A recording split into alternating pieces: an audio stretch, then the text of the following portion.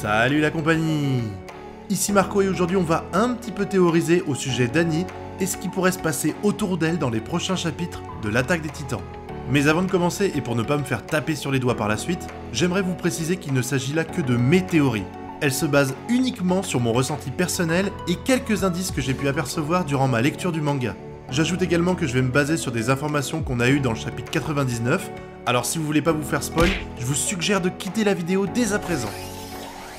Dans ma vidéo d'analyse que j'avais faite sur l'épisode 99, j'avais mentionné le fait que seule Annie aurait pu divulguer les informations nécessaires sur Mar afin que le bataillon d'exploration les infiltre.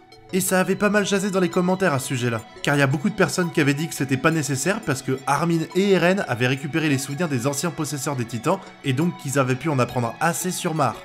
Personnellement, ça me paraît hautement improbable, car de ce qu'on a vu jusqu'à présent, quand un mec mange quelqu'un qui détient en sa possession le pouvoir d'un des titans primordiaux, eh ben il accède pas à ses souvenirs librement comme ça fonctionne pas comme la mémoire. On le voit bien avec Eren qui contrôle absolument pas les souvenirs qui lui arrivent dans la tête au sujet des anciens possesseurs du titan d'assaut. Et je pense pas que c'est une question d'expérience et de contrôle.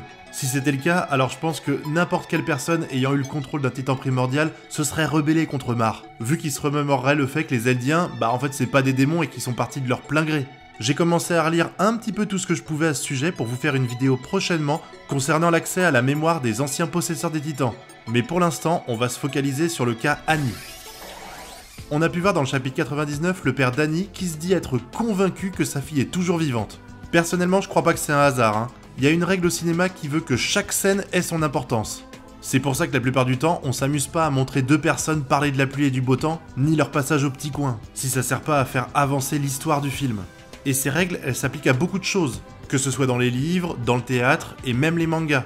L'auteur de l'Attaque des Titans, Hajime Isayama, et désolé pour la prononciation, avait déjà prévu l'intégralité du contenu de son manga dès le départ. Donc il sait où il va, rien n'est dû au hasard. Il suffit de revoir les anciens passages pour avoir une seconde lecture de certains événements qui étaient déjà présents, comme par exemple le passage où tout le monde porte sa capuche pour que le titan féminin ne sache pas où est Eren, alors que Rainer retire subtilement sa capuche avant de l'attaquer pour qu'elle sache qui il est et qu'elle lui foute pas un gros coup de poing fatal cash. Ça, je suis sûr que ni vous ni moi l'aviez prévu à la première lecture du scan.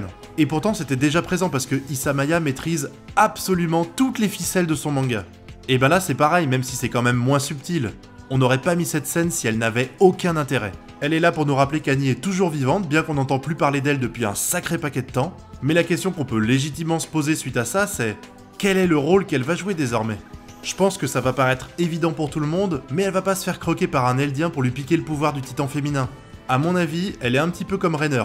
Je pense qu'elle doit être profondément attachée aux personnes sur l'île du paradis. Elle a pu voir que c'était pas les démons que tout le monde décrivait à Mar.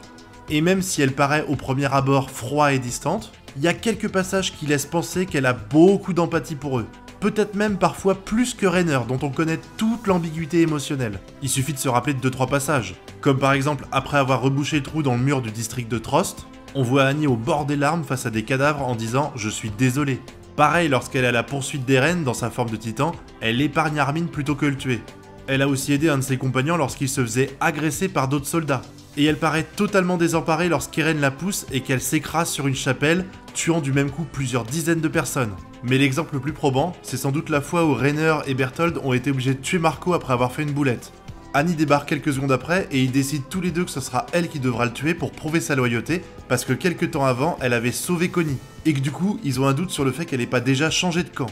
Donc on sent qu'elle s'en fout pas des habitants de l'île du paradis. Je dirais même qu'elle tient à eux.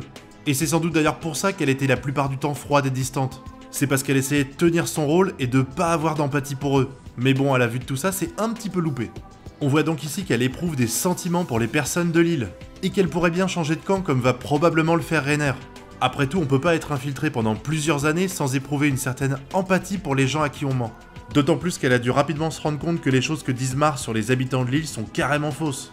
Du coup, pour moi, ça paraît évident qu'elle va rejoindre les forces de l'île du paradis. La seule interrogation qu'on pourrait réellement avoir, ce serait sur le fait de pouvoir la libérer du cristal dans lequel elle s'est elle-même enfermée. Mais je pense que le bataillon d'exploration a trouvé une technique pour ça. Après tout, ils ont bien réussi à créer des armes permettant de briser les plaques de métal du titan cuirassé. Alors il n'y a pas de raison qu'ils aient pas réussi à trouver un moyen de libérer Annie de son cristal. D'ailleurs, si ça se trouve, les armes qu'ils utilisaient pour ça en sont tout à fait capables. Mais en plus du rôle d'informatrice qu'elle pourrait jouer, elle serait la personne la mieux placée pour enrôler d'autres Eldiens à rejoindre le camp du bataillon d'exploration. Après tout, elle en connaît certains, elle peut leur faire prendre conscience qu'ils sont dans le mauvais camp. C'est sûr que les autres Eldiens auraient sans doute plus confiance en elle que venant de personnes provenant de l'île du paradis qui passent pour des démons depuis des années auprès d'eux. Ce qui m'amène à une nouvelle supposition. Dans le chapitre 99, on voit Pieck et Porco tomber dans une trappe. Beaucoup de suppositions ont été faites à ce sujet, et en dehors du simple fait de les confiner dans un lieu où ils ne pourraient pas se transformer en titans, je pense qu'il est tout à fait envisageable qu'Annie soit en bas et essaye de les convaincre qu'il faut renverser le gouvernement pour que les Eldiens soient enfin libres. Le confinement dans la cave serait juste une sécurité au cas où elle n'arriverait pas à les faire changer de camp.